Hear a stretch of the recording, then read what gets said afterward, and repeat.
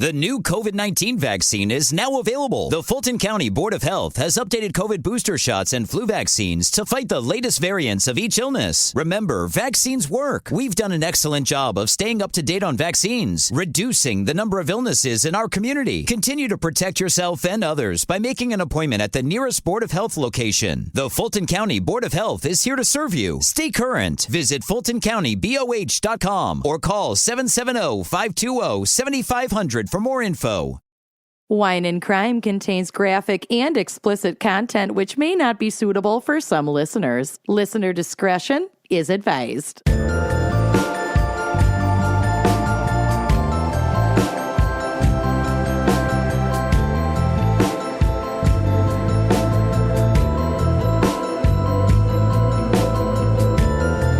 You are listening to Wine and Crime, the podcast where three friends chug wine, chat true crime, and unleash their worst Minnesotan accents. Oh, gal. Or maybe Irish accents. Luck of the Irish. Fully prepared. Oh, gosh. I'm not. Oh, I'm Kenyon. I'm Lucy. Amanda's shocked. that I remember. I'm shocked. Top of the muffin to ya. I'm Amanda. Oh, amazing. We have a very special gals pick this week. Brought to you by motherfucking us. Thanks to us. Thank you, us. Special thanks to us. Because we had the clever and unique and never been done before idea to do a St. Patrick's Day themed episode. That we didn't even go back and make sure we hadn't done exactly the same thing prior. We probably have. It's been several years of this podcast, but who's to know? Who cares? We're burnt out, okay? So, our very special topic this week is Luck of the Irish. Ooh, luck of the Irish. Lassie. Oh. Shamrocks and leprechauns. Oh, no. Potato. No. I do love a good potato, though. I love a good stew at the end of the day. I love a hot stew. Just potatoes and soda bread. Oh, I love Irish fucking soda bread. Fresh out of the oven with some Kerrygold butter. Oh, Blood Kerrygold. Blood pudding. Ish. Ew, Well, yeah. I assume we'll get to it. I know. And I know that, like, doing Irish accents, some people find it problematic. Look, Fitzgerald. we're very Yeah. ethnically Irish. Not Amanda, but Lucy and me.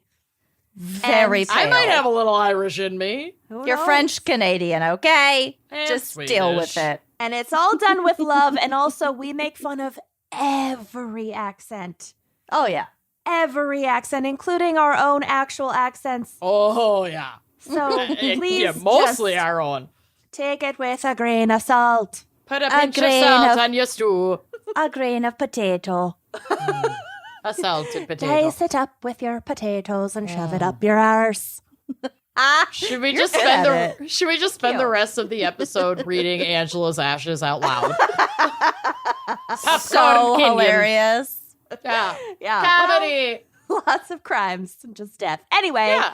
let's get to our wine crime pairing for Luck of the Irish. Listen, I wanted to get weird with it today, and I wanted to get drunk, and I refuse to get whiskey drunk because that will only serve to harm me. Yeah. You'll waste your whole day tomorrow. You're I already mean- depressed enough. Yeah, and the heartburn, I can't. So I went in a totally different direction and have paired today's episode with House of Luck Junmail Kyoto Sake. What the fuck? Sake. That's worse than tons. It's better. It's got luck in it. What the Yeah, luck? Courtesy of our friends at Winc Wine Club. They have Are they sake? Yes, they just added 2 of them. Wow. And if you don't know about our friends over at the Winc Wine Club, Amanda's Irish accent. it's so bad. Maybe too good. It's not good. I love It's not it. good. check them out. You can go to trywinc.com/gals and get $20 off your first order. This is an online wine club that delivers wine and now sake to your door. It's amazing. They add a bunch of cool new stuff every season, and I was checking out wine pairings for the upcoming season, and I saw 2 different bottles of sake that they're offering. I got both of them, and I'm pairing House of Luck today, but I can't wait to dive into the other one that I got. It's stunning. It's gorgeous. I can't even wait. I'm so excited. Also, there's such a huge variety of different kinds of sake. So, if you've had sake one time before and didn't enjoy it, it probably wasn't very good. Yeah, it was probably just bad sake, and doesn't mean you hate all sake. There are some really great ones out there. Sake is so delicious. I worked at a sake brewery for a while, and it was one of my favorite jobs. So cool. But specifically, the House of Luck sake from Winc, like many sakes, carries an umami characteristic. Now, some people can get really scared off by umami because some folks really don't like it.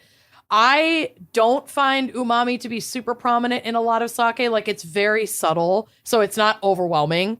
But the presence of umami makes it incredibly food-friendly. So this is a classic to pair with Japanese food, but because House of Luck is made in a bolder style, it's also a great match with any, I guess umami-rich, but savory cuisine. So cheeses, mature, stinky cheeses.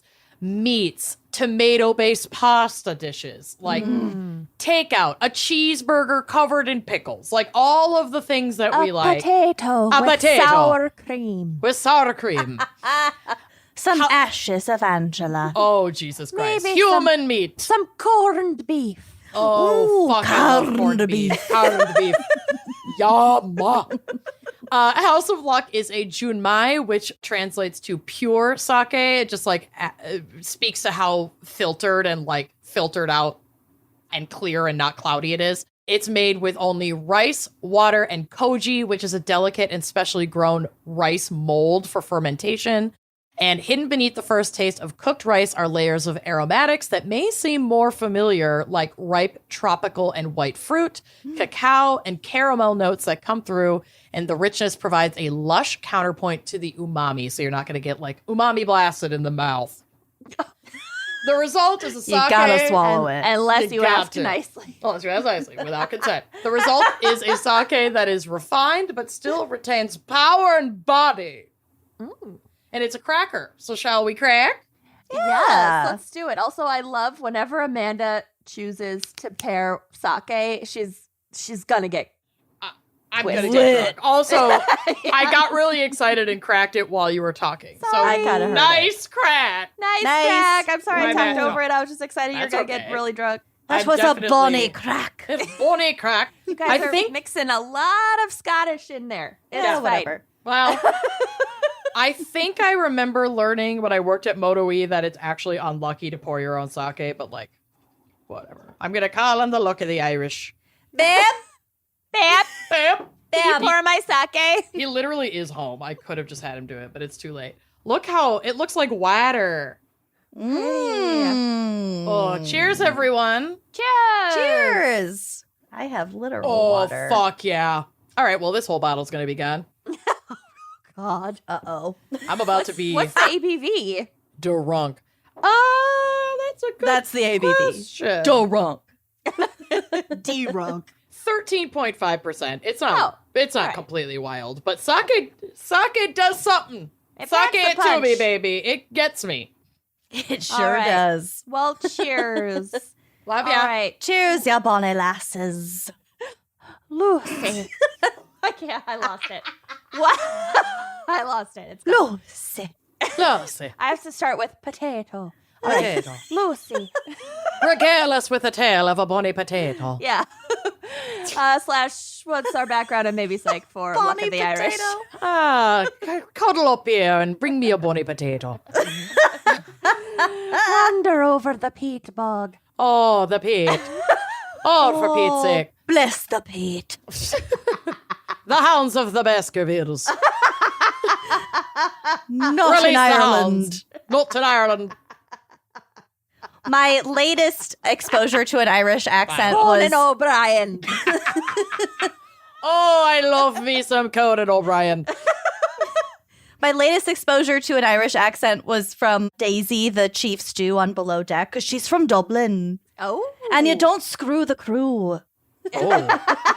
Wow. Nice. Mind the guests. I watched Waking Ned Divine in preparation for this episode. God, I their love little that movie butts. so much. I know. It's every single frame of that movie is perfection. It's so good. I think I might rewatch it again. Do week. it. Why not? What was the movie where someone was growing a bunch of weed and like the whole village like kind of corralled around this woman to like let her keep her weed, and then the authorities like found it and set it all on fire, so just got the whole town really stoned. I don't know, but I'm going to need to see that. It'll come Sounds to me. familiar. It also makes me, I know, I don't think this is Irish. I almost said I know, but now I realize, no, I don't. Calendar Girls So good. That's what I was thinking about. and the So Full good. Monty, obvi. Yeah, so good. And also, this is Welsh. We're just mixing it all up. Whatever. The Irish people are cringing right now. Little voice. Are you going to say little voice? Oh, I love Little Voice. Yeah. I don't know if I know that. I would. Oh, so you would love Little it. It's so Voice. good. Michael Little Caine. Voice. Anyway, so good. No, the Englishman who went up a hill but came down a mountain. That's It's the with- name of the movie? Yeah, the Englishman wow. who went up a hill but came down a mountain. It's based on a true story. It takes place in Wales. Sorry, not Ireland at all. And it's with Hugh Grant. Okay. Nice. Anyway, we're just ranting about cute movies We're now. Hugh Granting right now.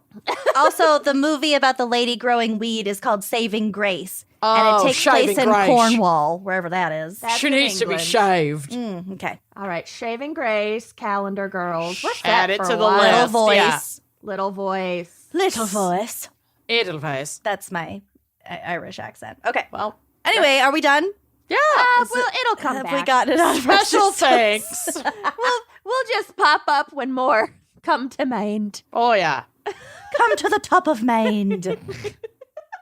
Dairy Girls. All right, go on. Ugh. Okay, so I did my research on, I took it quite literally. So I did my research on the phrase, the luck of the Irish. Great. Okay, great. I love it. So the word luck is Middle Dutch in origin, coming from luc, a shortening of geluk, which means happiness or good fortune.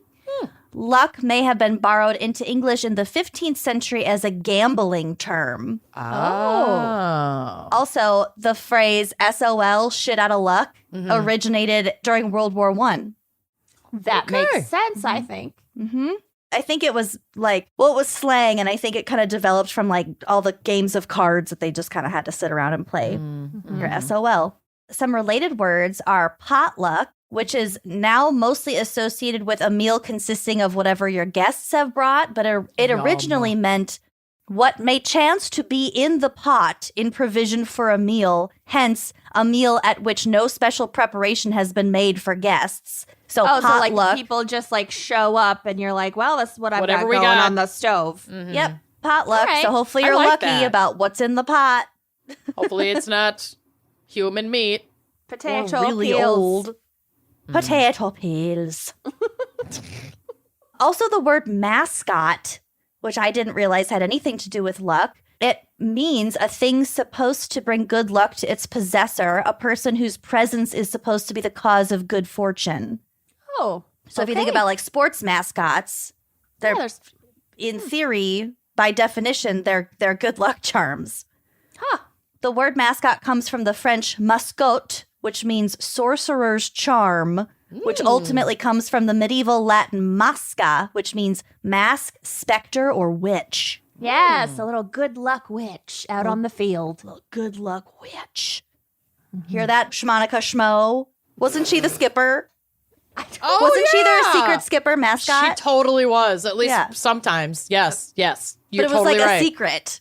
Yeah.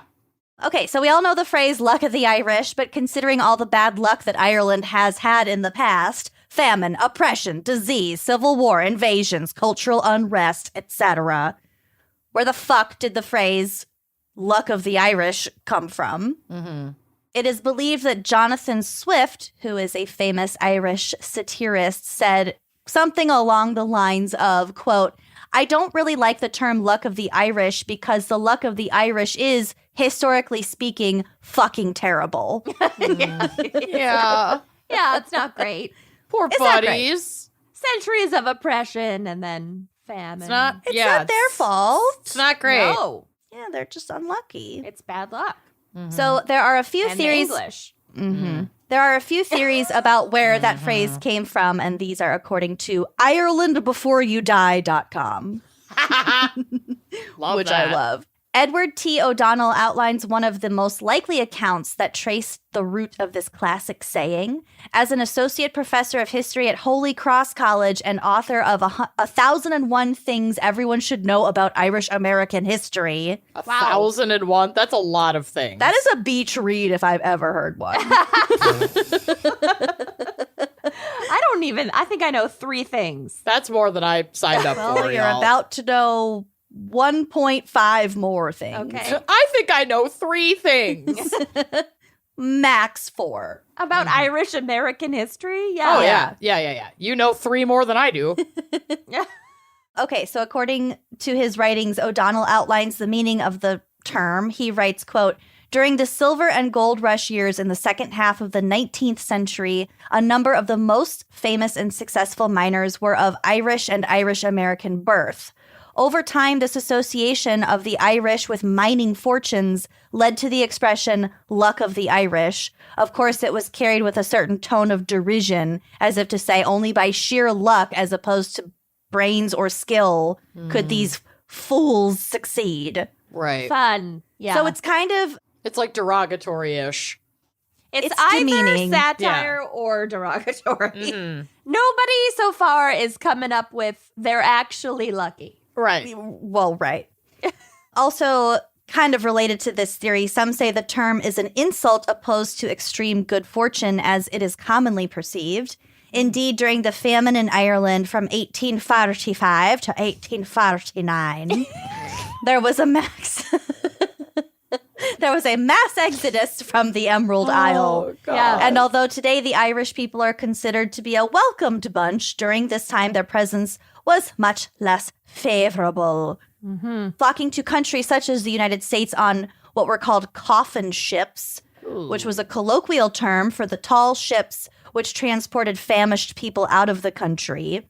Other nationalities considered them diseased and plague-ridden. So they got a bad rap. They were basically refugees. They were refugees. They were, yeah. And any time that there's a big, huge wave of refugees, eventually the population gets really nativist and xenophobic and terrible. Eventually / almost immediately. Yeah. So during this time, the Irish were not ideal candidates for employment or as tenants. If they were to succeed in another country, it was suggested to be a result of dumb luck as opposed to good fortune / skills or whatever, hard work, you know. Right. They were just like, oh, yeah, you got lucky. Here's a handout. You got lucky. Get a job. So horrible and unfair. It's like these people, they had the skills and knowledge that they needed and their ancestors needed to live the life that they thought that they were going to be living, this farming life. And all of a sudden that's pulled out from under them for a variety of factors, but like mainly greed of landlords and like greed and horribleness of English lawmakers. Yeah. Invasions of whatever type.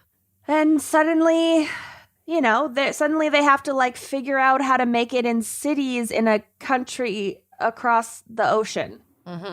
In a completely different like type of economy. Yeah. Like they couldn't just come over to the U.S. and suddenly move into like an agrarian community, like start a farm. It's like, no. Yeah. They can't own land yet. Like it's horrible. I didn't know this, but even as late as the 1950s, boarding houses in London would post signs in their windows that said, no dogs, no Irish. Ugh. I mean, it's Lot not of- it's not racism, but it's a special type of, like you said, it's nativism, it's xenophobia, it's just othering in general. I think It's fucking everywhere. I think it is a type of racism. because they were considered an out group. Mm-hmm. English upper classes and elites considered them a different race. The language that they used was very racist, talking about like the Irish being like subhuman. Mm-hmm. So I think it would count as a type of racism, especially because like I think it definitely would have at the time. Certainly it does not apply now in the same way, but like No.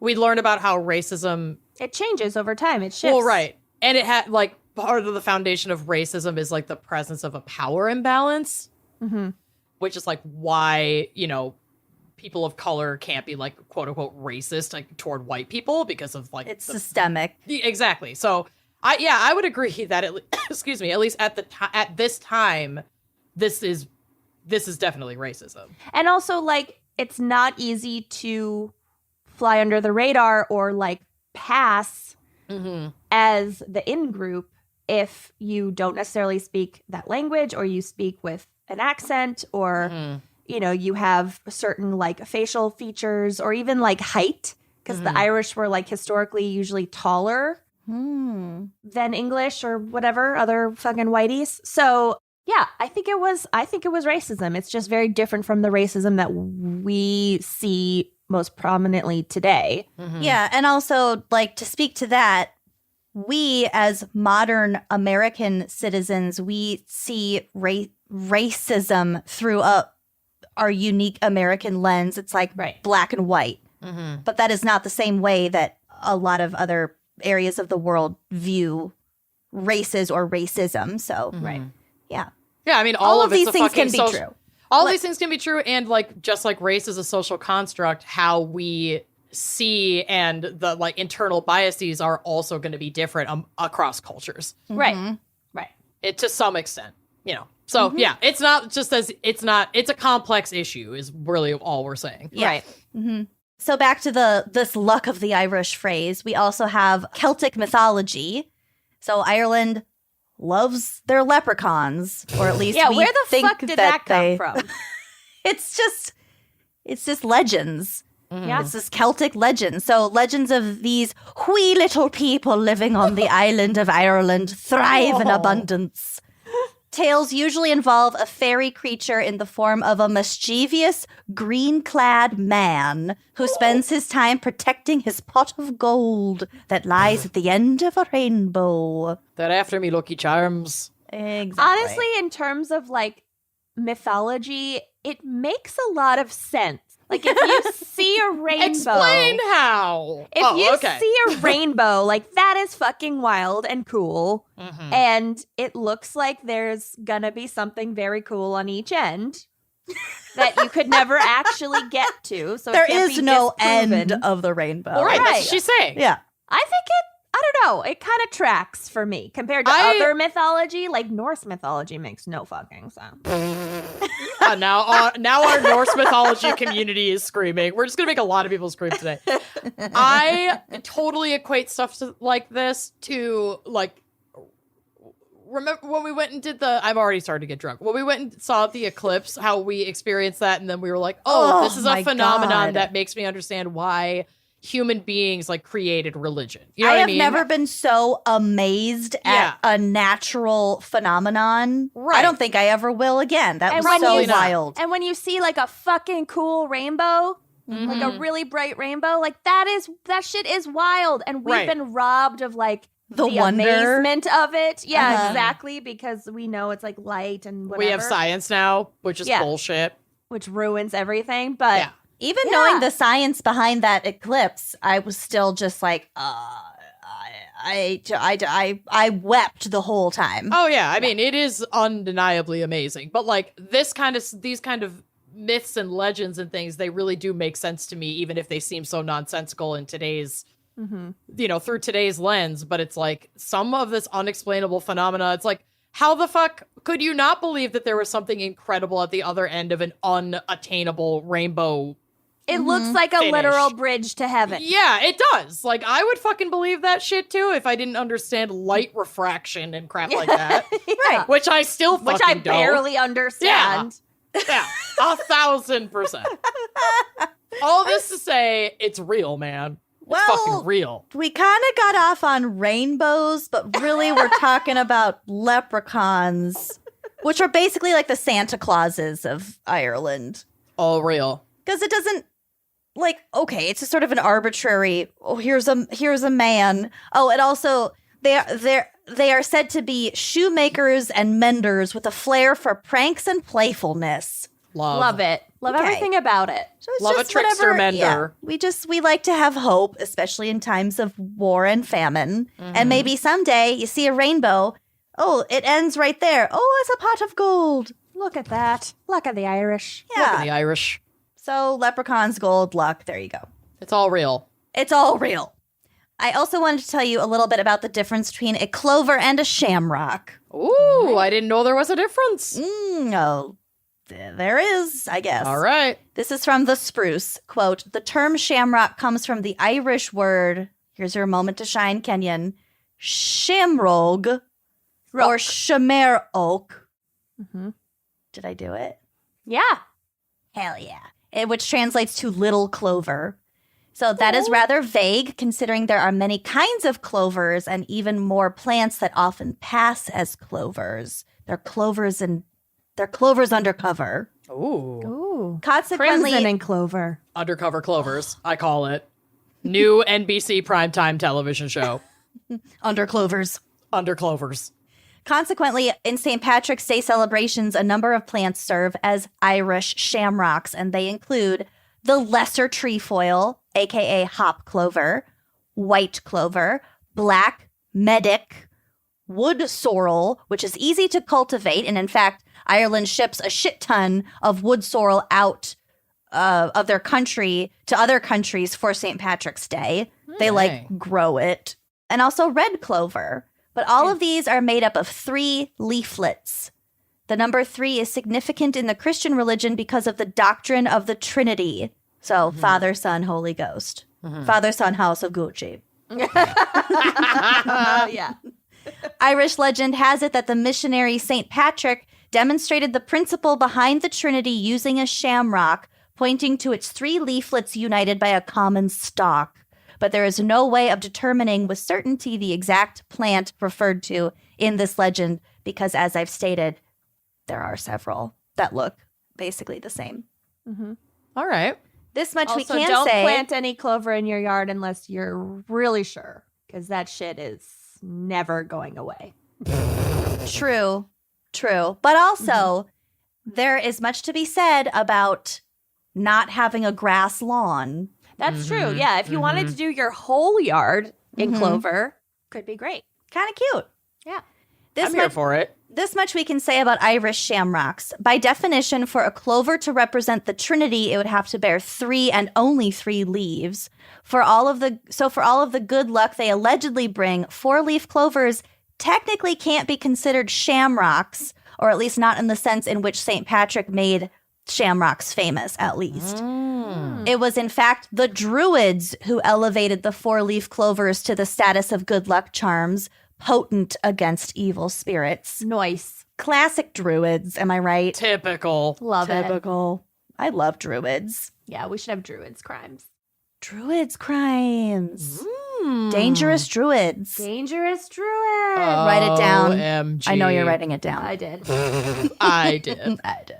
So this is the origin of the modern belief in their power to bring good luck. For the most part, the 4-leaf clover is not a separate species. It's just a freak of nature. It's just a genetic variant in the plant itself that it has That makes 4 sense. instead of 3. That's why they're so rare. That's why people feel so lucky when they stumble across one. But if you want to make your own luck and you don't mind going outside the Trifolium genus, buy an Oxalis depe plant. Oxalis depe is widely sold as the good luck plant because it bears a leaf that always has 4 leaflets. That cheapens it. I'm sorry. I mean, it does. No, but you gotta spend a day in a field rolling around looking for a 4-leaf clover. But at the end of the day, 4-leaf clovers as a clover is just a freak. It's a genetic freak. Great. All right. I love it. That's Yeah, my I whole love that segment too. because Wow, I fabulous. really took the name of our gal's pick literally. Honestly, I love when you do stuff like this. Yeah. It's brilliant, and I always learn something weird and fun. So Yeah. thank you. Well You're done. welcome. Yeah, honey. Let's hear a quick word from our sponsors, differenttypesofclovers.com. Oh my God. I wish. Sign me up. If you're carrying a credit balance month after month, it can feel like you're in a never-ending cycle of debt with no end in sight. I know because I've been there. It's Me. But Upstart can help you make that final payment so you can get ahead. Blessed Upstart. Upstart is the fast and easy way to pay off your debt with a personal loan all online. Whether it's paying off credit cards, consolidating high interest debt, or funding personal expenses, over 1 million people have used Upstart to get one fixed monthly payment with a clear payoff date. So rather than looking at credit score alone, Upstart considers other factors like your income, your current employment, and credit history to find you a smarter rate for your loan. You can check your rate without impacting your credit score in minutes for loans between $1,000 to $50,000. And you can even receive funds as fast as 1 business day after accepting your loan. Amazing. So find out how Upstart can lower your monthly payments today when you go to upstart.com/gals, G-A-L-S. That's upstart.com/gals. Don't forget to use our URL to let them know that we sent you. Loan amounts will be determined based on your credit, income, and certain other information provided in your loan application. Upstart.com/gals, and treat your financial wellness. Treat it. Treat it. I've been really trying to focus more when it comes to my clothing and shopping choices on sustainability. Mm-hmm.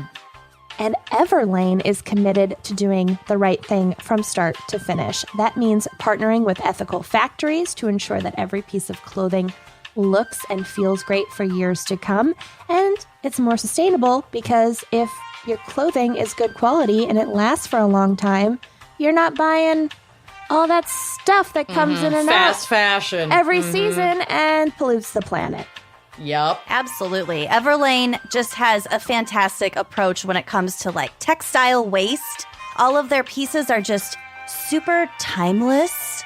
There's nothing ultra trendy about it that you know you're just going to wear for one season. Right. I have not one but 2 of their oversized alpaca sweaters.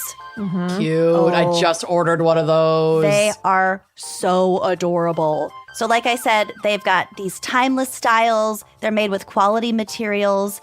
And they also offer transparency when it comes to production costs for every single item. So Everlane researches and audits factories to find producers championing worker empowerment and improving environmental impact. So for example, they ensure fair wages, reasonable hours, recycling water, using renewable energy, or repurposing byproducts. So every single step of the way, it's trend proof, it's high quality. They take pride in their transparency, and I really appreciate that. It's so cool. And they're great clothes. Oh, They are. super- They're gorgeous. super cute. So if you want to do things differently from your core to your closet, shop Everlane. Go to everlane.com/gals and sign up for 10% off your first order. That's 10% off your first order when you go to everlane.com/gals and sign up. Everlane, ethically made, sustainably sourced, and treat your closet. Treat it. Okay. Well, Lucy mentioned St. Patrick, as Sure you do. did. Like you do. I am going to talk about a different Irish saint Okay. that you might not know of. Lucy might, because she was raised Catholic. I don't know. Probably. Saint Catholic. Saint Kevin. Oh! Saint Kevin. I know. You wouldn't think that Kevin would be such an old name, You wouldn't. Kevin. but yeah. So Kevin, which is spelled Coemgen in Irish. Come again. Come again? Come again. Yeah, Kevin. Spell that one more time. Coemgen. It's almost Comgen. come again. Comgen. A lot in, well, I don't know about Irish Gaelic, but in I Scottish, only know Scottish Gaelic. in Scottish Gaelic, a lot of M followed by another consonant is a V sound. Oh, I that's not confusing at all. Yeah.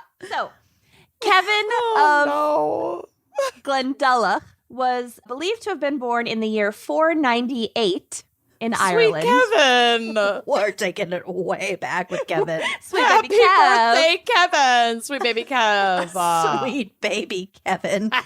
He's 25 billion years old.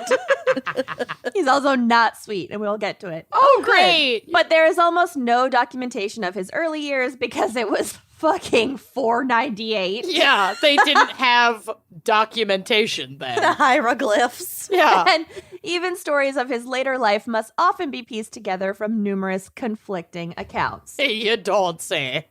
So a late medieval Latin account would later claim that he was of noble birth, the son of Kevluk and Cummel. I think I nailed it. You certainly Sure. did. Coemlog. No way for any of us to know. So, Kevluk. good luck with that. Kevluk. Kevluk of the Irish. Members of the royal family of Leinster, an ancient kingdom in the southeast of Ireland. Ever heard of it? Sounds misty.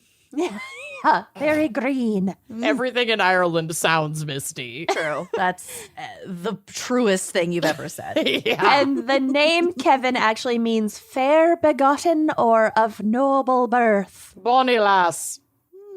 Kevin. Kevin. So most documented information about Kevin's early years is made up of what are pretty clearly myths that were developed later, like once he became famous, but whatever. So for example, Sold out.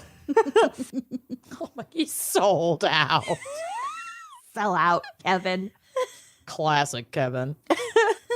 One commonly told story of his childhood is that a mysterious white cow used to show up at his family's home every morning and evening to provide him with free milk. First of all, that's rude. Mysterious white cow. She works really hard to deliver the milk and does not appreciate being called a cow in legend. I've been called worse. I mean, same, but still. In another oft-repeated tale, young Kevin was tasked with guarding his family's sheep. Oh, young Kevin. One day, some men were passing by and begged him to give them some sheep as they had nothing. Kevin took pity on them and gave them 4 sheep. I bet his mom was pissed. Yeah, that's a lot of sheep. And when night fell, however, it was time to count the sheep to ensure that Kevin had performed his duties well and hadn't just fucking given them away. Kevin them away. The correct number were still there. So kind of a loaves and fishes miracle. Nice. Shit. There's enough sheep for everyone. Maybe the sheep were smarter than he gave them credit for, and they started to be led away, and they were like, no, I must stay with my mother. Yeah, maybe. Yeah, maybe. At Sure. the age of 7, Just let me have it. Kevin was sent to a monastery to be educated by St. Patrick of Cornwall, Oh, Kevin. Which is in England, which is in England. Oh, shit. as I learned it all circles 18 minutes ago. And he remained there living with the monks until he was of the ripe old age of 12. Oh. Jesus. So 7, he's just Which sent was away. probably like elderly in Middle-aged. those- Yeah, the middle age of 12. Oh, no. Your But bowels like have dropped, you're 1,000%. middle-aged. That was middle-aged. He was at the washed-up age of 12. If you're not married with a career and 2 kids by By then, the time you're 12, what are you doing? You are slacking off.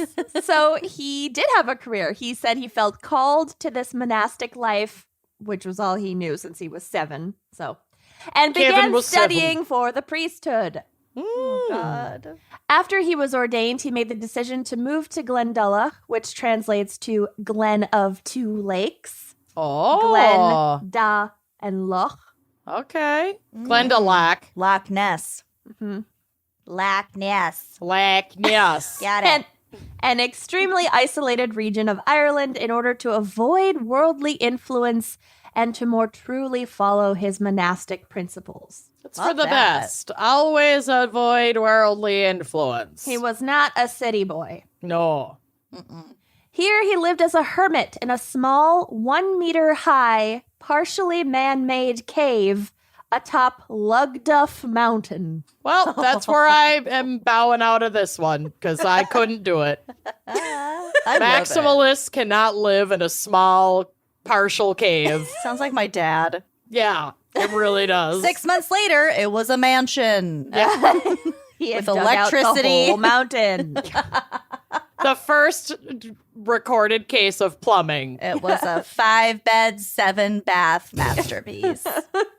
And he built a canoe on the side. Sure did. This dwelling would eventually come to be known as St. Kevin's Bed. And there's more on this later. Also, there In my are hole. there are photos on the drive if you want to take a look.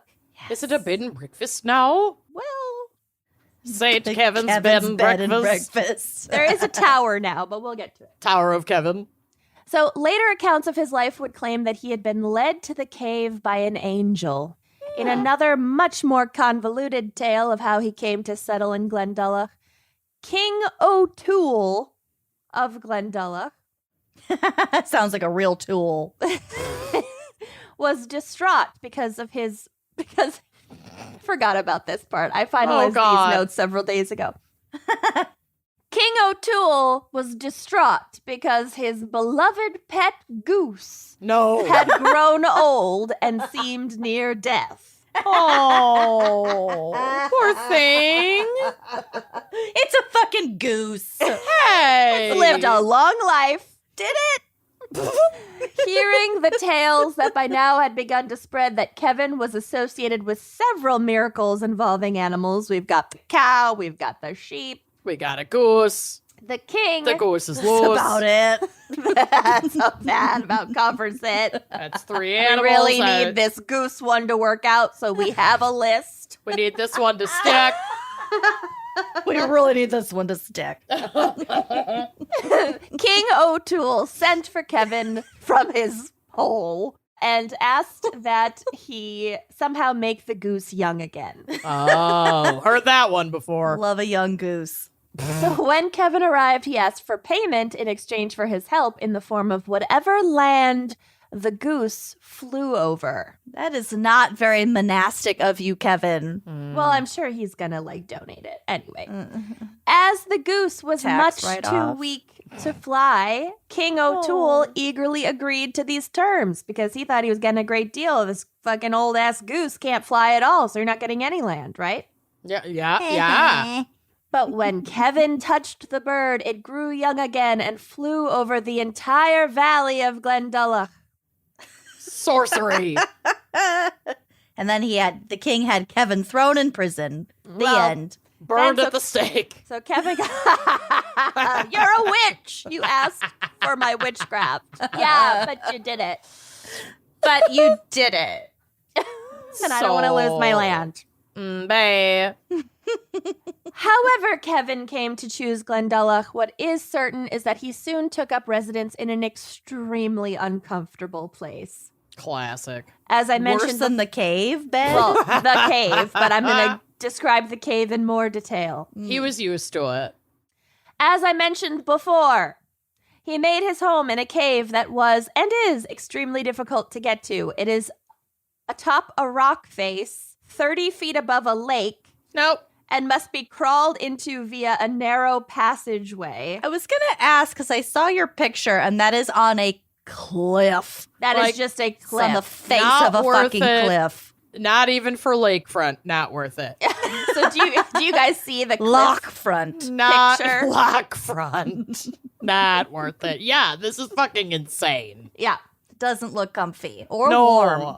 Even once inside, the cave is only 4 feet wide and less than 3 feet high. So it would Great. not have been good for much other than sleeping. You can't If stand that. up. No. I'm 5'6". Okay, sell this as a quaint, cozy New York York apartment. Airbnb Yeah, apartment. New York City apartment. 1,000%. Ample legroom, private entrance, $1,800 a month. off the beaten path, I literally knew someone who rented out waterfront. half of a walk-in closet Oh, yeah. as Oh, their yeah. room in an apartment in New York. Which, like, isn't Was even it legal. rented out? Yeah. No, it was super not legal, but Yeah. he wasn't like on the lease or anything, but he like paid a set amount to his roommates to live yeah. in half of the walk-in closet. How much? This was 2009. I don't know, 400, 500. I mean, if all you need is a place to land and the occasional toilet. And a fire exit, which Yeah. you don't get. But Yeah. Anyway, okay. So here, Kevin lived the life of a hermit. Stories of this period of his life emphasize his extraordinary closeness to nature, and his He's- communion with his the bed is made of animals dirt. around him. dirt and worms. You live in a cave. You're close to nature. Your roommate's a goose. Life is not good. I bet you're missing that white cow now. Yeah. Your roommate's a goose. I literally don't know what he ate. Like, how did Goose he climb eggs. up the cliff face with his groceries? Maybe he could fish from the mouth of his cave straight out down into the loch. How did Maybe. he get his imperfect foods delivery? Right? It's way off the map. I don't know. I couldn't have Amazon I wouldn't have survive a bitch 8 of a time. seconds. 8 seconds without delivery. Wouldn't make it. So 8 seconds. The second the grid goes down in like whatever World War III scenario is next definitely week. coming. Yeah, I'm done. It's over for me. Oh, God. So one of the most widely known stories of St. Kevin, later recounted in Seamus Heaney's poem St. Kevin and the Blackbird, Oh, wow. tells of him holding out his other roommate. hand, and once a blackbird landed on it. And Wow. Kevin didn't want to Mind disturb blowing. the bird. Bernie Sanders. Need I say more? He didn't want to disturb the bird that had landed on his hand, so he remained perfectly still for so long that the bird built a nest in his hand and laid her eggs. Well, that didn't happen. Okay, And this then- would be me. Oh, God. I gotta go Did it wash. poop? I gotta go Did it wash. poop? Did it poop? I gotta jump in the loch. Then another story says that Kevin continued holding out his hand in complete stillness until No. the eggs hatched and the No. chicks fledged the nest. That happen. is a bunch Didn't- of bullshit. It's bullshit. It's bullshit. bullshit. I We're- refuse to We're believe. not St. Kevin stands. Okay. All together, Kevin. Lion sack of shit. Kevin spent 7 years living alone in his cave, wearing animal skins and subsisting on very little food. Oh, Serves here it we right go. for lying about the bird nest. I forgot about this. Stories claim that he ate salmon that was brought to him by an otter. How did the fucking otter get up there? God. Can No, otters This story climb? is full of holes. None not of this buying is it. adding up. Yeah, I'm not buying it. No. None of this makes sense. No. No. In No. the winter, he Uh-uh. would spend hours submerged in the freezing loch. No. And in summer, he would lay in the nettles that grew in the nearby forests to test his fortitude. Mm, So a lot of like aesthetic. Why Bullshit. challenge yourself in such ways? in any way. In Well, any 'cause- way. You want to like, I don't know, something about Christ suffering. I don't fucking know. I'm an No. atheist. Christ, No. ostensibly, Christ suffered so you wouldn't have to. So this is your fault. You made your own bed Of Your nettles. of nettles. of cave nettles. Fucking stinging cave nettles or This whatever the is- fuck you're laying This on. is a choice, and it sounds like he really hated himself. It's and a life is choice and short. it's the wrong one. It's not So- the path I would have taken. So word of Kevin's extreme holiness soon got out, and his lair in Glendalough began attracting pilgrims and disciples. Despite the fact that he preferred being alone, strongly preferred, Kevin was convinced to allow others to remain at Glendalough to learn from him, and soon multiple structures were being built on his land. I don't like that. His rocky crag. I knew Craig. I knew this part would annoy Lucy. I hate it. All these people just start showing up and pitching tents. Oh, Get we have so off much to my learn lawn. from you. Before long, the isolated stretch of land near the convergence of two lochs had grown into a well-regarded seminary for monks and scholars. No. No. Urban sprawl. I don't like it. Light pollution. Leave Light me the pollution. fuck The alone. otter doesn't come by anymore. Yeah, say, the otter otter. can't even park to drop off my fucking salmon. Like, this is bullshit. Not enough parking. Gentrification at its worst. Leave my crag alone. The infrastructure cannot hold. No. So Get just out as of my crag. all these people are all up in my crag. All up in my fucking crag. Get the fuck out of my crag. Crag McGee. Just as Kevin had once been, young boys were sent away from home to learn from these monks. According to legend, a boy once asked Kevin for an apple. Oh, no, you Big did not. mistake. Huge. The monastery had no apples, but Kevin blessed a clump of willow trees, which were transformed into apple trees. And these trees continued producing apples for centuries. And so for a while, St. Kevin's apples were in demand all over Ireland, which is not a euphemism. It was talking about apples. Fucking classic Kevin, am I right? He just... It's like, see that clump of willows over there? Now close your eyes. I'm going to spin you in a circle real fast. Oh, see that clump of willows? They're apple trees now. Oh, weird, Over right? there. Who'd have thunk it? It's like the... Oh, so no. bad. When the I-35 bridge collapsed in Minneapolis. Yes. Okay. And we were on... We it's were funny, I working. swear.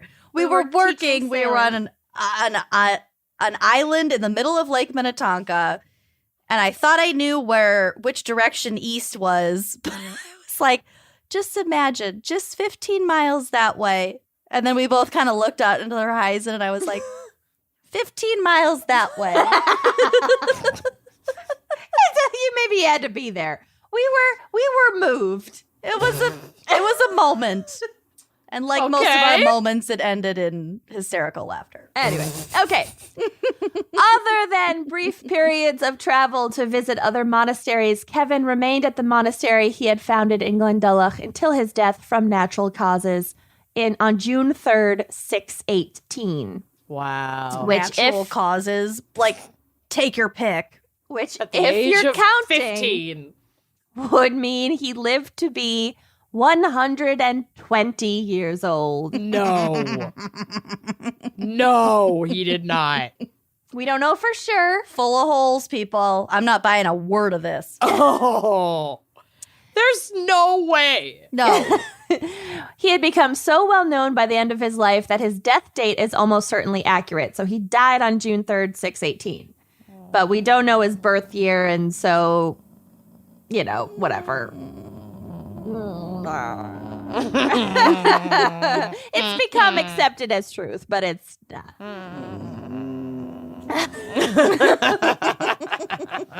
Kevin was canonized in 1903 by Pope Pius X, and St. Kevin's feast day is still celebrated every year in Ireland on June 3rd.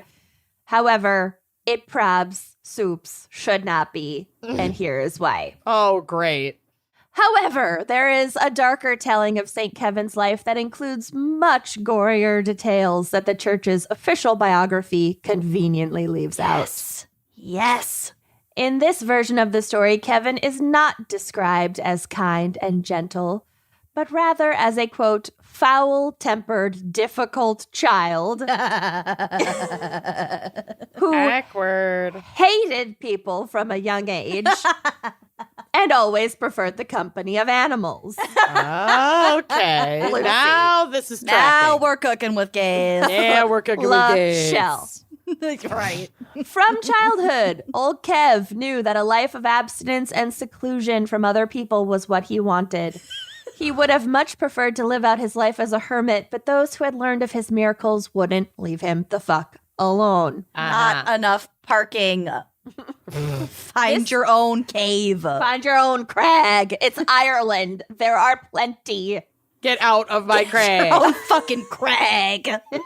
Get out of my dreams. This and crag's into taken. my crag.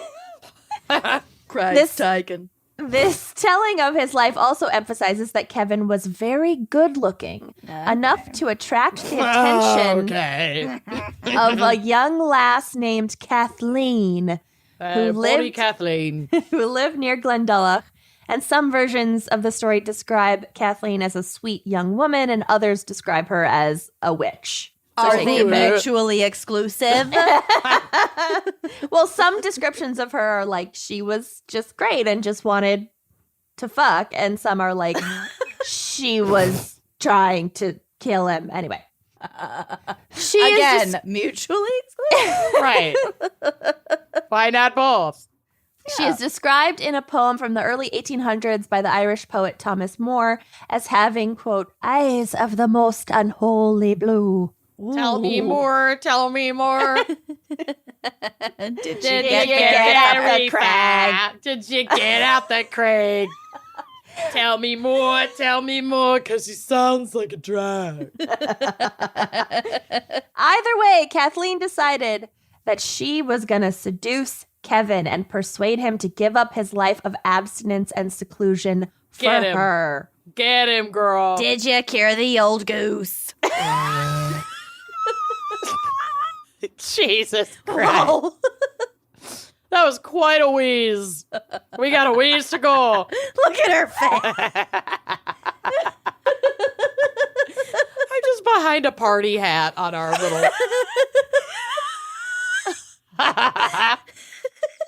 We're using that fucking together mode again on Skype, and we're at a birthday party on this one. Did you cure the old goose? Tell me more. Tell me more. Oh my God. Okay. Because she sounds like a hag. It turned colder. That's where it is. So I told her, we'd still Get be out of my friends. crag. Get out of my crag. Okay, but literally, because we're about to get to it. So, according to legend, that little slut, Kathleen, dressed herself provocatively in a red skirt. Little What? red head skirt. What was she What a wearing? slut. Baby, followed, come on of in my course. crag. The legend says what this bitch is wearing. Of course it does. Yeah. And followed Kevin through the woods and into his crag. But enraged that someone was trying to tempt him out of his monastic vows, Kevin pushed Kathleen from the cave into the loch below, Oh, where good. she drowned. Divorce is an option. This man is a saint. He pushed a woman off a cliff. to her Homicide death. is Listen. preferable. Get out of my dreams and into my crag. The story of Kathleen's murder entered into Irish folklore and was the subject of numerous works of art, including another Thomas Moore poem which reads, "By the lake whose gloomy shore skylark never warbles o'er, where the cliff hangs high and steep, young Saint Kevin stole to sleep." I almost said sheep. "Here at last," he calmly said, "woman ne'er shall find my bed." Ah, the good saint little knew what that wily sex can do. 'Twas from Kathleen's eyes he flew, eyes of most unholy blue. She had loved him well and long, wished him hers, nor thought it wrong. Wheresoe'er the saint, We're sure. wheresoe'er the Worcestershire, the would saint fly. would fly. Worcestershire. Worcestershire, the saint would fly. Still he heard her light foot nigh, east or west, where he turned. Where'er he turned. Wherever he turned. Whoa, Black Betty, where'er he turned. Still her eyes before him burned, on the bold cliff's bosom cast. Oh. Tranquil now he sleeps at last, dreams of heaven nor thinks that woman's smile can haunt him there. God. But nor earth nor heaven is free from her power, if fond she be. I'm almost done, kind of. This is incredible. Her power. Even now, while calm he sleeps, Kathleen o'er him leans and weeps. Yeah, you're haunted now, bitch. You just Yeah, pushed no me into shit. a fucking craggy shire. Hope you got a good night's sleep, ass. Yeah, you're never gonna stop hearing me weep, bitch. Bitch. Fearless she had tracked his feet to this rocky, wild retreat. And when morning met his view, her mild glances met it too. Ah, your saints have cruel hearts. How long Sternly, is this power? sternly from his bed he starts. He farts. He sharts, and with rude, repulsive shock, hurls her from the beetling rock. Whoa. Glendulloch, thy gloomy wave, soon was gentle Kathleen's grave. Holy shit. Soon the saint, too late, felt her love and mourned her fate. Oh, he's having an oops moment. When he said, heaven rest her soul, round the lake light music stole, and her ghost was seen to glide, smiling o'er the fatal tide. Wow. Whoa. Nice job. Thank you. Pretty fucking good. That was a good dramatic reading. Fucking good. I love a dramatic reading. It was wonderful. I was overwhelmed.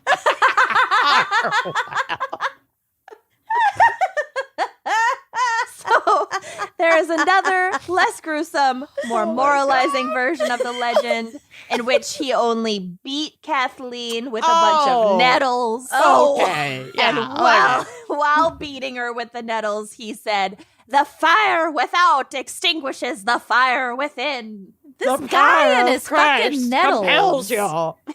Compels He's, ye. he's gross. I don't Yeah. like him. And so then that hussy Kathleen felt ashamed of her actions and begged for Kevin's forgiveness and lived out the rest of her days as a very holy woman with unholy blue eyes, I guess. Wow. Okay. So That's my favorite part of this story, her unholy, The unholy blue eyes. eyes. So the version that ends with her drowning and then subsequent haunting of the lakes is much more commonly told. Uh-huh. It's better. And it's better. likely, yeah. And likely. I mean, you know he cragged her ass. He cragged her in the ace. Yeah, you know he cragged her. So today, the monastic ruins at Glendulloch are among Ireland's most important and most visited. Most people travel there to see the well-preserved ruins, but the prospect of seeing young Kathleen's ghost has drawn its fair share of visitors as well. Ooh. So there have been numerous reports of sightings of her over the years, including a couple of supposed photographs that were taken in the 1970s by visiting tourists. Yes. And in these photographs, she is reportedly wearing a long red gown and shawl. Please, God, tell me you have these on the drive. They're really blurry. Well, They're like as a most couple. ghost pictures are. Yeah, they're like a couple. They're not great. Okay. So an American man whose real name is Dick Fuller Yes. Yes. visited Ireland for St. Patrick's Day in 1975. And he described how, quote, "My wife had gone to see if the gift shop was open." I just love how absolutely American these two are. That's the why I go to most museums. Yeah. Well, I visited the cemetery. I walked from the entrance to the tower and went around to see if I could read the inscription on the back of the stones. I glanced around to see if my wife was joining me, and as I did so, I saw a red figure moving from left to right towards a fallen down building. I thought it was another person in the cemetery.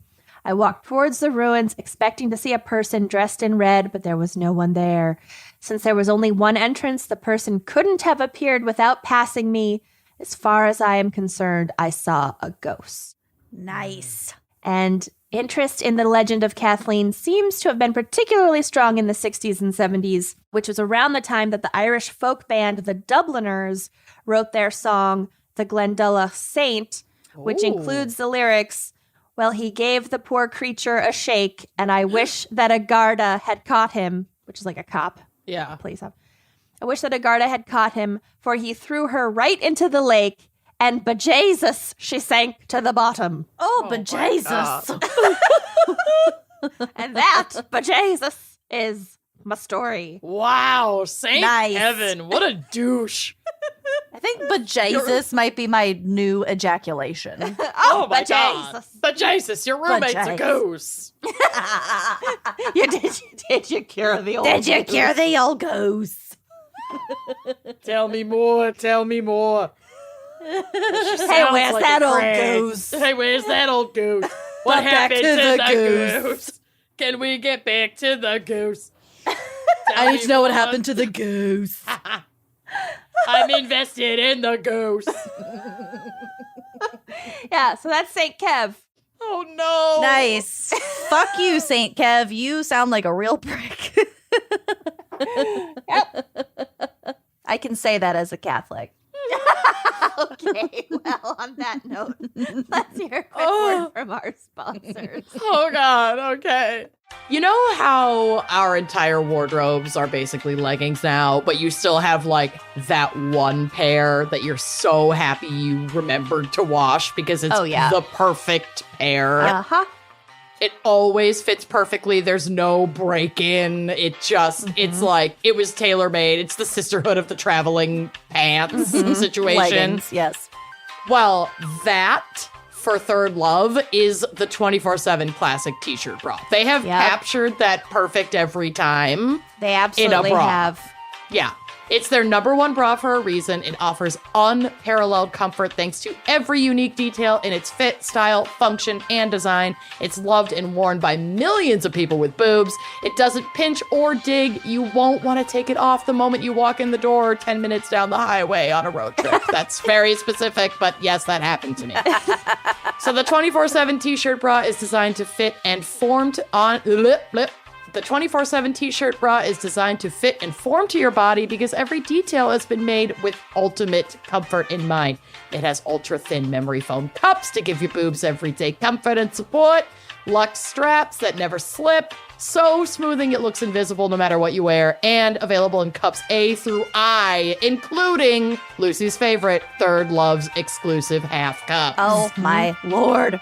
Sometimes you just need a half cup of sugar. Sometimes the difference between like a B and a C seems like no, one of my boobs is a B and the other one is a C. I don't know what else to tell you. Right. I love that Third Love offers those removable inserts so that I can give my tiny gal a little boost and maybe tone my bigger gal down a little bit. Because nobody likes those gaps, you know? Yep. So Third Love's fit is just absolutely unrivaled. I've also completely given up on wired bras, and Third Love has a huge variety of wireless bras. So I can say thank you so much. I am currently wearing the wireless V-neck bra. Cute. Oh gosh, it's like memory foam on your boobs. I On your love boobas. that one. I've switched 100% of my bras are now Third Love bras. Absolutely. They also love offer that perfect fit promise, so you will love your fit, guaranteed. And if you don't, exchanges and returns are free for 60 days, so you really have nothing to lose. And feeling is believing. So give your boobs the 24/7 comfort and support they deserve. Upgrade your bra today and get 20% off your first order at thirdlove.com/gals, GALS. That's 20% off at thirdlove.com/gals. And treat your gals. Treat them. We, as human beings, are constantly entering new and exciting and terrifying stages of life and development. It's to be celebrated. It is. And at every age and through every stage, Care of is here to support you on your health and wellness journey. Tell us more, Kenyon. Absolutely. So Care of is a subscription service that ships high-quality, personalized vitamins, supplements, and powders conveniently to your door every month so you don't have to leave your house. The best. You take a short, in-depth quiz about your health goals. You know we love a good quiz. And this quiz also asks you about your lifestyle choices and goals. And you get personally tailored recommendations based on your answers. And you can stick with Care of's recommendations, or you can change up your pack at any time if there's like something that you want to try or add in or take out, whatever. I am a huge vitamins and supplements gal.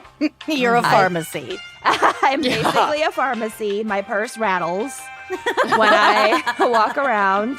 But, you know, I got a lot of vitamin deficiencies that I got to take care of. And that quiz that you take, like I take it every year, actually, because, you know, as you age and change, your needs change.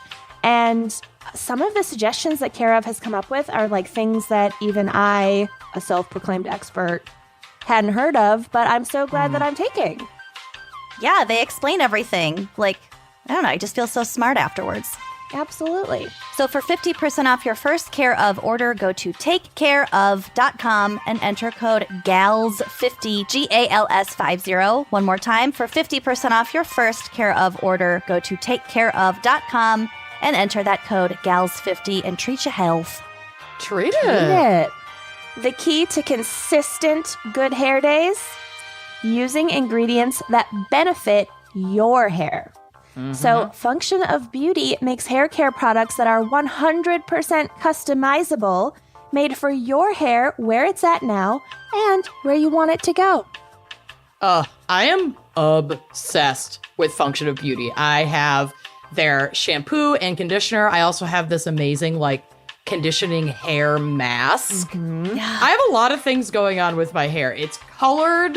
It is also not all mine. It's long. It's long. It's dry. You style it a lot. I style it a lot. Like, I really need to make sure that I am preserving this beautiful color and I'm getting a lot of good moisture on my hair, and Function of Beauty makes that a reality for me. It's the world's first fully customizable hair care that creates individually filled shampoos, conditioners, styling, and treatment formulas based on your hair now and where you want it to go. So it's founded by a dream team of engineers and cosmetic scientists. Each Function of Beauty product is individually designed to be as unique as you are. Function of Beauty offers over 54 trillion possible formulations. Yeah, it's a lot. Like, anything that you can imagine you want assistance with in terms of your hair, there's probably a function for that. Every one of them is vegan and cruelty-free, and they never use sulfates or parabens. I, am so on board with going sulfate and paraben-free. It's so drying to put that stuff on your hair over and over again. And you can also go completely silicone-free. It's amazing. And here's how it works. First, you take the quick hair quiz. We love a great quiz to build your hair profile and select 5 hair goals, like lengthen it, volumize it, oil control, like, does your hair get frizzy in the winter but oily in the summer? Because our hair changes with the seasons. Function formulations are meant to be changed when your needs change. Then you choose your color and your fragrance, or you can go dye and fragrance free, and then you get your freshly filled formula delivered straight to your door and prepare for good hair days ahead. Say goodbye to generic hair care for good today. Go to functionofbeauty.com/gals to take your hair goals quiz, and you will save 25% on your first order.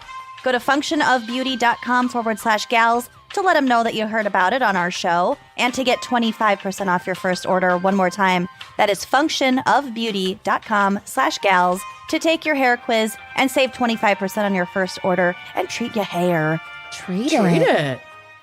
Okay, are you ready for my case? I don't know if you could top it. But Jesus, I don't know. But Jesus. Well, I don't know about you, but when I think of Luck of the Irish, I think of Cleveland, Ohio. What the fuck? I kind of do, though. Yeah, stick with me here. Okay. So let's go to Cleveland in the 70s, which was a pretty rough time for the city. The only place worse than Cleveland in the 2000s. Is Cleveland in the 70s? Cleveland, whoa. Sorry. Okay. Sorry, Cleveland. Sorry, Cleveland, please prove me wrong. Please.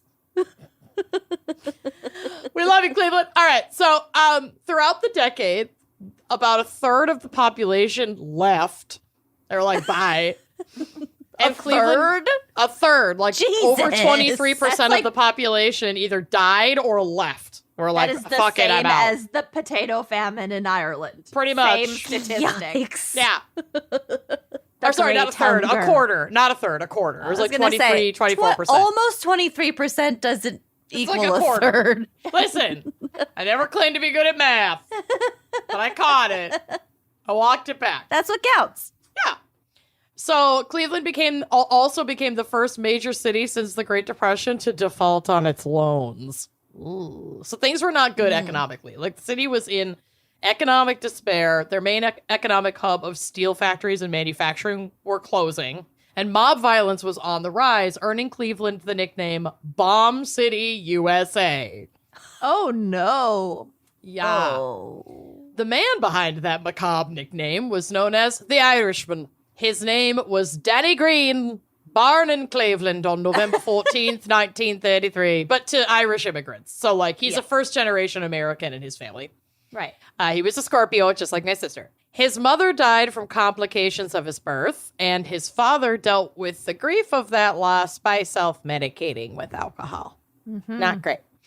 Unable to keep up with the demands of single parenthood, Danny's father bundled him up and drove him to a local hospital where he was left to the system. People He just did that. This was... Yep. Yeah. Hey, baby safe haven, you can still drop off a baby at a hospital. Yeah. You still can. Dumpsters do not need to be a resort. No. You No. can drop it off at a hospital, a fire station. Yeah. Bye-bye. Give it to another adult human to Yep. care for. So he was raised in a Catholic orphanage. He did have contact with his grandfather, who some reports said also helped to raise him, but it's really murky. I'm not 100% sure. I think he was mostly raised in the system. It's murky bray. Murky bray. And he had very little connection to his birth family other than his grandparent, this single grandparent. So he just kind of clung to his Irish heritage with great pride because it was one of the few things that could connect him to like a sense of identity. Yeah, I he get it. didn't know his parents, but he knew that he was Irish. Correct. Yeah, you can't be totally untethered like that. Yeah. Yeah. Well, yeah. So this kid was tough and formidable. He dropped out of high school to join the U.S. Marine Corps and made a name for himself as an expert marksman and a skilled boxer. He took immense pride in his appearance, working out daily-ish, visiting the tanning bed, and investing in hair plugs when his hairline began to recede. The tanning Got bed. it. What year is this? The 70s, baby. 60s and 70s. Oh. They had them. They just were even more cancerous. Okay. Luck. Wow. Damn. Okay. And there was a smoking section. So you could get it on the inside and the outside. Oh, The good old days. Smoke in a tanning bed. Smoking in the tanning bed. Looking like an old goose. Looking like an old goose. It's not going to reverse the aging process. Speed it up. I'm here for a good time, not a long time. I cannot believe that tanning beds still exist. I know. It's wild. Wild. Spray Listen, tan. I'm an American. I'm going to burn my flesh and my nipples off. Have you And ever burned your nipples in a tanning bed, though? It's Yes. the worst. The one time It I is a let rite of passage. The one time I let Blave Blavam see my breasts in high school was right before a Sweethearts dance. I went to a tanning booth and flashed fucking with Jessica Of course. Yeah. She brought all of loved us. to tan. Yes, and she Yeah. was like, "Oh, you go naked," and I was like, "Well, what am I?" She's like, "No, just rub on the lotion, just go." And here's a little like fucking. What are they called? Little Playboy bunny Yeah, sticker. oh, yeah. put it on your hip. And I was like, okay, girl, I'm trusting you. I thought that's just like how it works. Burned from head to toe. And my tits were so burned that you couldn't see where my tit ended and areola began. It was just flat. The same color. It was just same red thing. with like a little mosquito bite nipple, like protrusion. They were gone. They were gone. I showed Did they grow back? everyone. Yes, and I think they came back bigger and stronger than ever. I think now you I have showed me. areolas just the size of a goddamn planet. You do have some sizable. Massive areolas, girl. They're huge. You can land a plane on these bad They're boys. not. They're like a bread plate. Like many things about me, they are not delicate. They are formidable. They're wonderful. Anyway, yeah, I mean, I'm not hating. We won't lose you in the dark when we go skinny dipping. No, I'm not hating on my areolas. I'm just acknowledging their girth, They're their amazing. circumference. They're spectacular. Where did we? So- How did this start? Oh, tanning bed. The tanning bed. Anyway, so when he returned from the Marines, Your guess is as good as Ireland, mine. Cleveland. When he returned from the Marines, he took a job as a stevedore at a Lake Erie shipyard. And for those who are me and have no clue No what a idea. stevedore is, they load and unload cargo from ships. Mm, His entry to the mob reads like a Scorsese script. amazing. First appointed as the president of the local faction of the International Longshoremen's Union, where the power went to his head almost immediately, and he would demand union members to physically assault fellow workmen who didn't follow union rules. So he ran a tight ship. There were even rumors that he demanded union workers to cater to him like a king, lounging in the sun as they worked and requiring them to rub him down with tanning oil. This man loved to get a little color. Get a sheen. Fuck does he think he is? Wow. But he's Jesus. Irish, so I imagine he's just pink. Yeah. Every day he's Freckled. just pink and in pain. Yeah. This is mostly legend, like the rubbing down with oils, but legends come from somewhere, so I am choosing to believe this is 100% fact. Yeah. Bible. Yes. Fucking St. Kevin. I swear on St. Kevin, this is real. He basically made himself into Jim Carrey's Riddler from the 1990s Batman, painted his union office green, wore tailored green suits, and drove a green car in honor of his Irish heritage. Also, his last name is Green. Oh God. Oh my God. This earned him the nickname the Irishman. Imagine that, like, they just got the paperwork wrong at the orphanage or the firehouse or whatever. Oh my and God, his last name's Blue. This is He's- gonna fuck up his whole identity. He's just like Sicilian. Yeah, Oh exactly. shit. Yeah, no, he's definitely Irish. Despite the questionable tactics, he did fight for better working conditions during his time as union president, got to partially do your job so people don't suspect you, and was revered for his well-run docks and the ability to get what he wanted for the union. This efficiency, coupled with his iron fist approach, caught the eye of other union leaders, or the eyes, I should say, and local mob bosses. And he was introduced to famous mobster Jimmy Hoffa in the 1960s. Jimmy was actually super put off by Danny, even warning his closest confidants to, quote, stay away from him. Yeah, I There's didn't something like this. wrong with him. Showboating Irishman. Yeah. He was He's literally real like, there's something wrong with that boy. Give him a wide berth. And boy, was Jimmy Hoffa right. Danny was ousted from his role as union president in the mid-60s after being indicted by a federal grand jury for embezzling about 11 grand in union money. Tanning is not cheap, okay? It's not Even cheap. if you get Oil isn't a cheap. booklet. Yeah. He pled guilty to this charge in 1966, but the conviction was overturned in 1968. I have to assume there was a lot of, like, crooked Whatever. shit. Yeah. Yeah. Maneuvering. Sending him on his merry way to take on his next empire, the Cleveland Trade Solid Waste Guild. I was gonna say, if you're not in garbage cooking the collection. books at the docks, you gotta go to the garbage collection. It's literally a cliche of a mob Oh. story. It's amazing. Is solid waste It's like trash collection. or Yeah. It's trash. Okay. It was here that we learned that he leaned into his skills and started his own racket. He was hired by mafioso Alex Shondor Burns as a bounty hunter, Mr. Burns, settling debts and recovering unpaid loan monies. But Danny didn't want his... Yeah, breaking knees and taking names. But Danny didn't want his eggs in only one basket. So he also sought contracts with the Italian mob as an enforcer. I'm getting confused with your accent. I know, I'm just leaning into Minnesotan now. Yeah.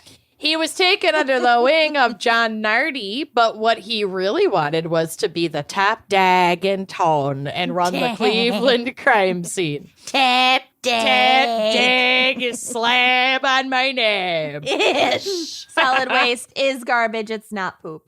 I know. That's what I said. I know. I'm just confirming. Thank you. I'm right 2 times.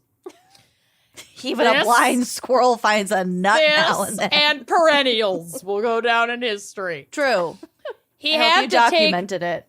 I did, in my mind. He had to take out the other factions in order to take control. So he started building bombs. As you do. Like you do. Bombs grew in popularity in the 70s among crime syndicates because they were relatively easy to build with relatively easy to acquire materials. They could be detonated from afar, thus keeping the suspects away from the scene of the crime as well as, in theory, away from harm. And the explosions destroyed key evidence, especially in a time of archaic forensic science. Yeah, you could just blow up a car. Mm-hmm. Oh, yup. That was like the primary way. Mm-hmm. But there is a learning curve to bomb handling. Oh no. And Danny failed hard in the beginning. That's why we call him Danny No Hands Irishman. Well, Oh my God. no, I'm just kidding. Oh, He didn't lose his hands, but he lost something else. Eyebrows. So you're getting closer. His Ding-a-ling. first is not his ding-a-ling. Eyebrows are far away from the ding-a-ling. Closer is not ding-a-ling. It's still on the face. It'd be funny if he Nose. blew off his wiener, though. It would be really good if he blew up. His face dingling, his nose. I mean, eventually his Is wiener, that what you I call your guess. nose? Your Your ding-a-ling? face ding-a-ling. I mean, So, BRB, I got a blow my face ding-a-ling. I got a bat hanging out of my face ding-a-ling. Oh my God. Ew. Ish. Okay. His first try with bombs was with a stick of dynamite that he, tried to use against a target in a drive-by fruiting situation, a drive-by bombing. So he's, in his car. He pulls up next to the target's car and tries to toss the stick of dynamite. Stick of dynamite. A lit stick of dynamite. But he didn't check the length of the fuse and ended up blowing up his own car and shattering his right eardrum. Which, in all seriousness, it's a miracle that that's the extent of the injury that he sustained from that. Yeah. So, oops. He needed to invest time in perfecting this craft so he wouldn't fuck up again. So he hired a man named Art Snepperger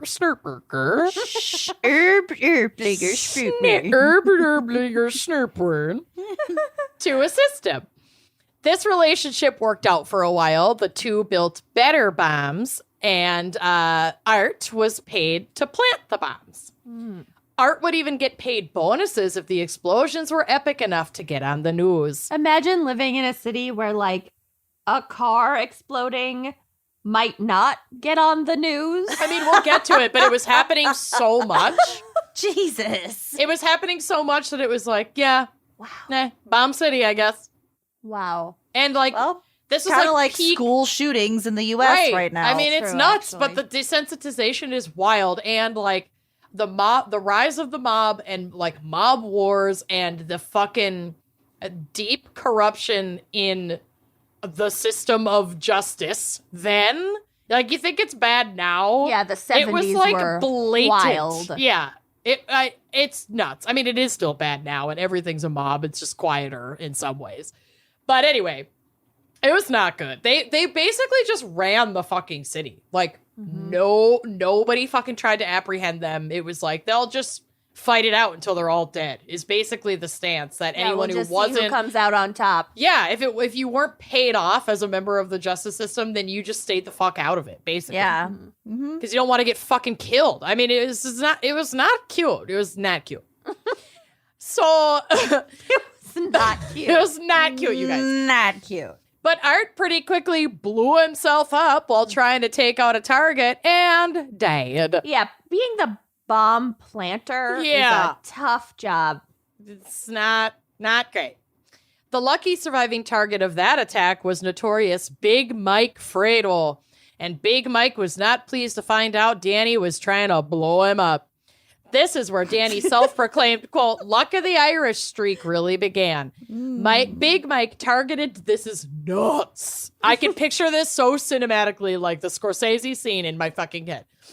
So Big Mike targeted Danny in a drive-by shooting while Danny was out, like, jagged with his dags in 1971. And Danny evaded fire with a quick stab, trap, and roll. Pulled a gun from his joggers. He was in sweatpants with a gun. Imagine jogging with a gun. In your sweatpants. And you're slicked up.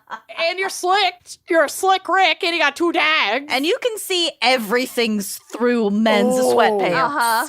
Yeah, is that a gun or are probably you why just he had the jogging in gun in his sweatpants? sweatpants. Yeah, exactly. Jesus. So he's on the ground. He rolls out of the way. He shoots back at Big Mike from the ground and hits him in the fucking temple and kills him. Oh my God. Yeah. Holy shit. Whoa. Danny got off without Danny any charges boy. by claiming self-defense. I mean, it was. Which, like, it was. Yeah, it was. He was targeted, Wow. but because of his own nonsense. But yes. So one boss down. Danny formed a crew of Irish Americans living in Cleveland and called them the Celtic Club. Subtle. Wizard Women of the North. Oh my God, Celtic Woman is coming to Louisville. And Zach What? was like, be honest, do you want tickets? Yes. Are you fucking kidding me? Yes, you want fucking tickets. I don't The know. ladies? The the wizard ladies- women? The ladies in the ball gowns who sing You like have to Irish go. ballads. When Oh, is it? you're When is going. it? I'm It's in coming April. down. It's in in April. You're Yeah. going. All right, Bitch, come let's down. go. If you guys come here, I'll go. I'm in. We're going. All right, Celtic Woman. Mark Also- my sake-soaked words. We're fucking Amanda, I'm going. coming. I'm on my way. I'm gonna drive Also- around. Four redheaded women in prom dresses singing Danny Boy. I can't miss that. You also better fucking believe we're going in black tie.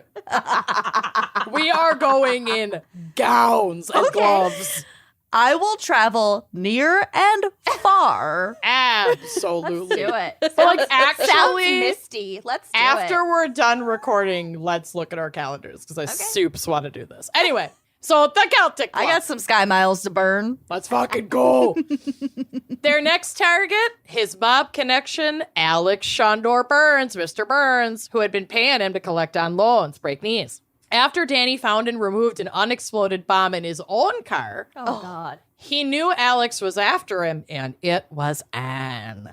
The Celtic Club planted a bomb in Alex's Lincoln Continental in March of 1975, rigged to explode once the key was turned in the ignition. My biggest Yikes. fear. I think about this every time I get in my car. Do What you about the really? banana thing? Yes. Who's trying to kill you? No one. But I don't trust the wiring of any car. Any number of things could go wrong. I could become a banana. So you don't think that someone planted a bomb that will go off. You think that the wiring could just be There's faulty. no way to know. Here's what I want you to understand. Your anxiety is worse than I even thought. It doesn't matter if it's a bomb or faulty wiring. Something's going to take me out. And so I just take a deep breath and prepare for that quick exit Prepare to meet your maker. every fucking time I leave my house. Just say a quiet prayer. Yo, I'm basically agoraphobic. A girlophobic. Agoraphobic. Moving on. I'm a My girlophobic. hands are so sweaty right now. Okay. Hold on. We better finish up so you can get back to your safe spot. I'm safe right now. I'm underground. Their house could collapse on top of you. You're in your basement. I'm gonna send you the Celtic Woman link so that drunk Amanda makes Can the buy call, tickets. Done. so that Done. sober Amanda doesn't have a chance to stop. I'm gonna it. wake up tomorrow with a bank alert that's like, you bought 2 plane tickets and 3 tickets to Celtic Woman in Kentucky. Do you approve these charges? And I'm going to be Was your card stolen? Probably. Yeah, probably. Yeah, no, that sounds like me. They wouldn't even write to you for that. Listen, that tracks. they would. The amount of texts I get for suspicious purchases. You've had way more erratic spending than that. My bank is like, I think I have a setting toggled on. My bank is like really sensitive about it. You bought those like hot pink rhinestone shoes. No, my mom did. My mom bought those. Oh, Okay. okay. Let's keep Oh, going. yeah, where were we? Okay, well, anyway, all of the above. So, okay, so he turns the ignition, Alex blows up, he dies. Danny was once again retaliated against for planting this bomb, or like having this bomb planted. This time with a bomb outside of his own apartment. The building was destroyed. There's a picture of it on the drive. But luck would intervene, luck of the Irish, once again, as there were no casualties. I think it was like a duplex. It's not like a huge building, but the building is rubble. Oh, it's whoa. Blew up She the gone. whole fucking building. It's gone. It's rubble. It's just Holy plywood. shit. Yeah. Nobody died. Was no one home? These I think- cars are fucked up too. I know. I don't think his neighbors were home. I really think it was only one other either person or family that lived on the property, and he like somehow got out. I don't know. Yikes. But now this was an all-out war between the Irish and Italian mob factions of Cleveland. So by 1977, bombings were frequent throughout the city. In 1976, the mob was responsible for over 20 bombings that year alone. Jesus. Whoa. Some reports said 21 bombings, some said as many as 36. So it's like at least 20 plus. From my favorite source, allthat'sinteresting.com. Quote, territorial disputes, revenge killings, and assassinations of mob leaders became relatively commonplace, and it was all because of Danny Green.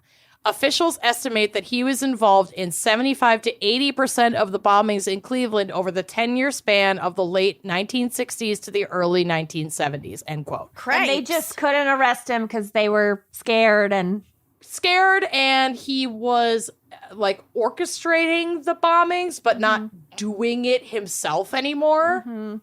It's like he's so protected, and even if there's a stray 20 to 25% of the bombings that he's not quote unquote responsible for, he set the precedent. Like, I'm bombing you and now you're bombing other people. right. So I would argue that like almost 100% of the bombings were because of him, because he set the Because standard. of the retaliatory bombings. He set the Also- standard in Cleveland for this being a tactic of like fucking gang war, like Yeah. mob war. Also, I bet that those estimates probably came like later. So it wasn't necessarily like, oh, they know he's responsible for all of these. Right. Why didn't they arrest him? They might have just figured it out later. It's very possible. Because like you were saying about the forensics for fucking bombs. It's the fucking 70s and Yeah. the literal 60s. They don't fucking know shit. Right. And everybody's fucking paid off. Like, it's nuts. So Danny certainly had a target on his back, and there were attempts to take him out with his own medicine, bombings, that failed. He loved the spotlight and loved evading these mob attempts on his life, even giving candid interviews to television newspaper reporters. This guy is like, I give no fucks. Yeah. He loved the attention. Yeah. In one such interview, he said, and now he uses a term that could and often is construed as a racial slur, but it's the way that he is saying this is like yellow-bellied, because it's about their like cowardice, and he's not targeting like Asian Americans. He's talking about the Italian mob. And so I just want to make that really clear before I read this, because the way that it reads is like, and I'm not condoning it, he's a fucking asshole, but the way that he reads is like old school. When you say like yellow-bellied cowards, that's the way that he's using the word yellow. So I just wanted to clear that up before I say it. I wonder if yellow-bellied is racist too. I'm going to Google it. It probably fucking is. Like, fucking everything is racist. He's trying to say Cowardly, yeah. So while it says, pointing his hatred against Italians. Right. Not Asians. right. Got it. He's a mess. So he says, quote, the luck of the Irish is with me, and I have a message for those yellow maggots. That includes the payers and doers. The doers are the people who carried out the bombing. They have to be eliminated because the people who paid them can't afford to have them remain alive. And the payers are going to feel great heat from the FBI and the local authorities. And let me clear something else up. And another thing. I didn't run away from the explosion. The one on his house. Someone said they saw me running away. I walked away. Okay, that is the most toxic masculinity thing ever. Yeah. 1,000%. It's a bomb. Yeah. I hope you ran away. I walked away. Yeah. Also, yellow-bellied comes from the yellow-bellied sapsucker, which is a medium-sized woodpecker that breeds in Canada and northeastern United States. I guess There they're you just go. shy. Yeah. There you go. Okay. I knew that like yellow-bellied was something about cowardice, and I you could tell from the context that that's how he's saying it. He is calling Italian American, well, not Yeah. all of them, the ones trying to kill him, Listen, maggots. there's no reason to He's not a even good person. question that this guy's not a fucking racist Yeah. piece of This shit. guy's not a good guy. It's fine. We all know he's a fucking racist piece of shit. Love it. Hate it. Love it. When his longtime mentor and ally, John Nardi, who had taken him under his wing years prior, was killed by a car bomb in May of 1977, not by Danny Green. This was a retaliatory car bomb because like John and Danny were in cahoots. They were buddies. Green made an attempt at diplomacy with the mob leader who had ordered the attack. Danny had taken over a large gambling operation that John Nardi was running and offered a small percentage of this racket to the opposing mob boss in exchange for an end to the war. Though this boss arranged a ceasefire to open up negotiations, he ultimately declined and sent Danny on his merry way. Mm-hmm. Then, on October 6th, 1977, Danny had to go to the dentist. Oh, no. The dentist took him out. That's Another what finally reason did it. The dentist is too dangerous. Just let your teeth go. Just let them go. Don't do that, though. Let them all go. Let them don't do fall that. out. Don't do Get that. new Don't do teeth. that. Then you Don't just do get that. new Don't do teeth. that. Don't do that. Just Well, don't you have to go go to to the the dentist. dentist to get new teeth. Orthodontist, but yeah. The mob had tapped his phone and knew about the upcoming appointment.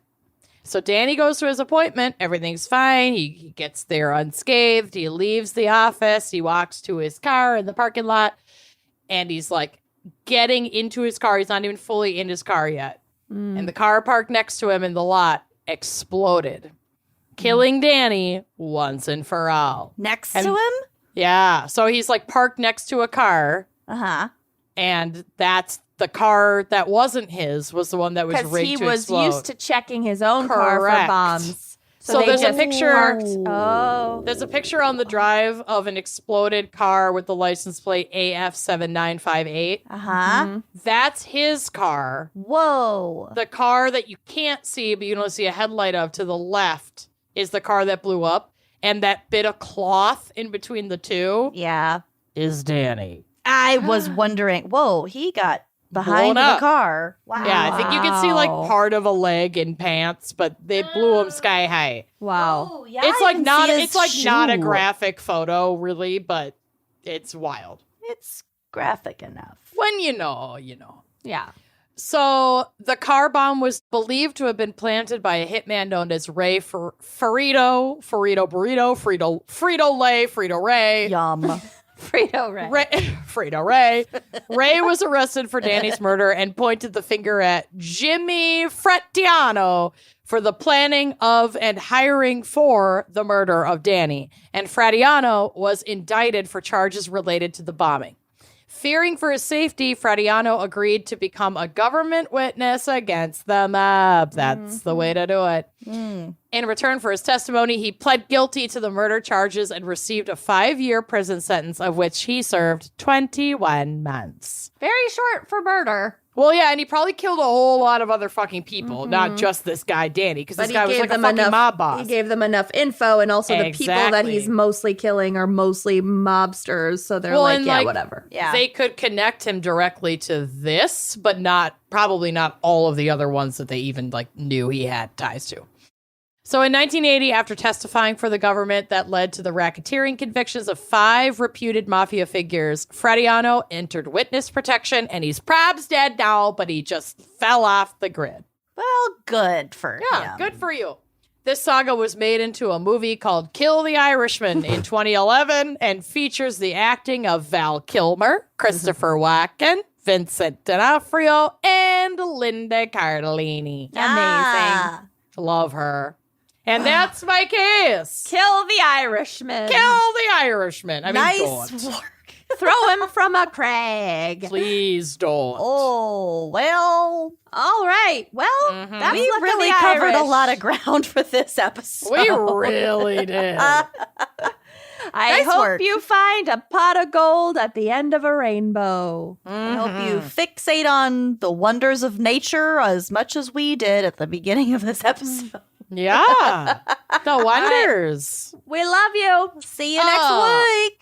Bye-bye. Thanks for listening to Wine and Crime. Our cover art is by Kala Yip, music by Phil Young and Corey Wendell, editing by Jonathan Camp. Check out our website and blog at wineandcrimepodcast.com. You can also follow us on Facebook, Twitter, and Instagram at Wine and Crime Pod. If you have questions, answers, or recommendations to share, email us at wineandcrimepodcast@gmail.com. Episodes are available on Apple Podcasts, Stitcher, Google Play, basically wherever you get your favorite podcasts. And if you like the show, please rate, review, and subscribe on Apple Podcasts. It is the best way to spread the word. If you'd like to show your support, visit our Patreon page to keep this podcast and the wine flowing. Cheers.